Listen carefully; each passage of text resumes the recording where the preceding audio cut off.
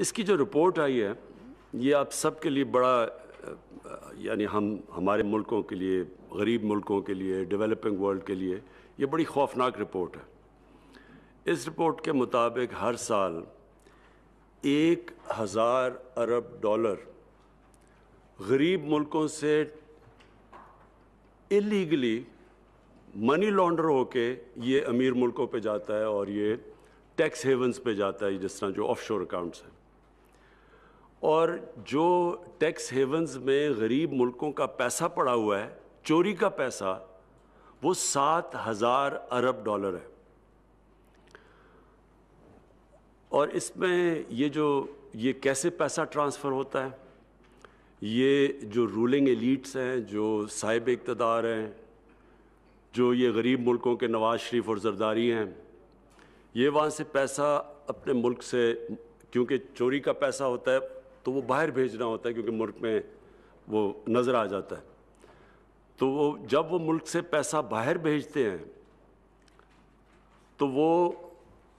سارے وہ ادارے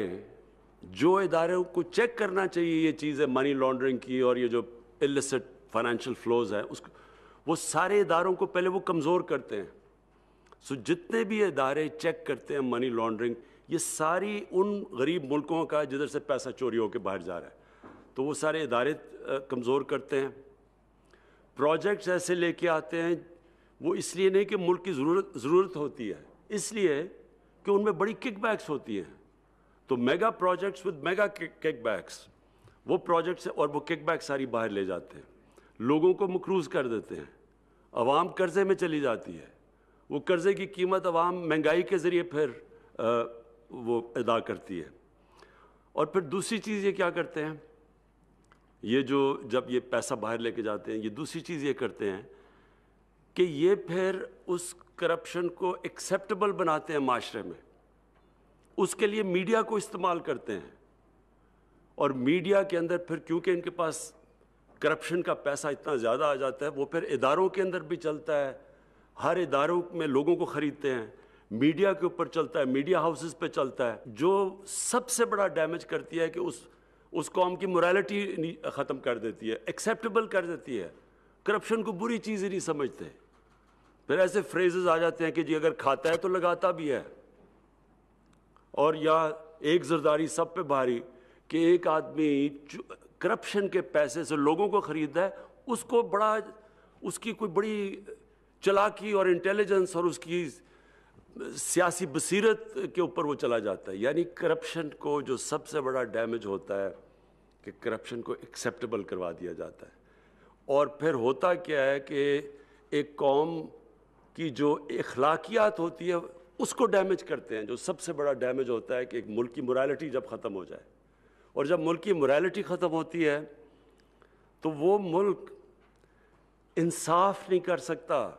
آپ کے پاس مورل اتھارٹی اگر نہیں ہو، آپ انصاف نہیں کر سکتے۔ جس قوم میں مورل اتھارٹی نہیں ہوتی، وہ پھر طاقتور کے لیے ایک قانون لے کے آ جاتا ہے اور کمزور کے لیے دوسرا لے کے آ جاتا ہے۔ طاقتور کو NROs دے دیتے ہیں اور ڈیلز کر دیتے ہیں، صرف غریب لوگ جیلوں میں جاتے ہیں، اور ایکچولی ایک قوم تب تباہ ہوتی ہے۔ ایک قوم تب تباہ ہوتی ہے جب اس کے اندر انصاف کرنے کی ایبلٹی ختم ہو جاتی ہے۔ اور یہ اسی لیے نبی صلی اللہ علیہ وسلم نے کہا تھا کہ بڑی قومیں تباہ ہوئی تمہارے سے پہلے، جدھر ایک قانون امیر کے لیے اور دوسرا غریب کے لیے، یعنی جو قوم انصاف نہیں کر سکتی، جس میں قوت نہیں ہوتی انصاف کرنے کی۔ تو یہ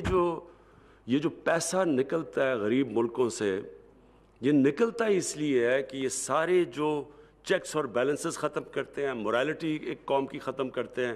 اس کی ابیلٹی ختم کر دیتے ہیں کہ طاقتور کے سامنے کھڑا ہو، پھر ان کے ساتھ کمپرومائز ہوتی ہیں، اور ایونچولی یہ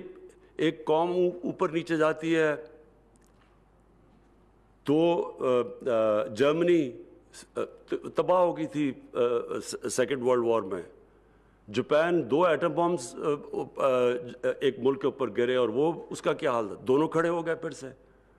تو قوم کھڑی ہو جاتی ہے، لیکن جب اس کی morality ختم ہوتی ہے، اور یہ سب سے بڑا یہ جو ایلیٹس کرتے ہیں، یہ جو ایک ملک میں یہ جس طرح کہ ہم نے الیکشن میں دیکھا ہے، جو اوپنلی کہ پیسہ چل رہا ہے، سب کو پتہ ہے، جو تماشا دیکھا ہے، تو اس سے جب اس کو ایکسیپٹ کر جاتی ہے قوم، اصل میں سب سے بڑی تباہی تب آتی ہے۔ میں جی یہ اس سے پہلے اپنی احمد شروع کرنے سے پہلے میں صرف 2 چیزوں پہ پھر سے ایمفسائز کرنا چاہتا ہوں۔ ایک تو اوورسیز پاکستانیز کی ووٹنگ کے اوپر پلیز میں ریگولر اپڈیٹس لینا چاہتا ہوں، ایک میں وہ لینا چاہتا ہوں شروع میں، اور دوسرا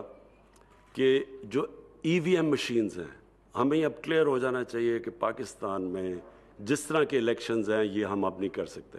ہمارے جو الیکشنز ہونے چاہیے وہ اب جس طرح امریکہ میں آپ کے سامنے وہ ٹرمپ کے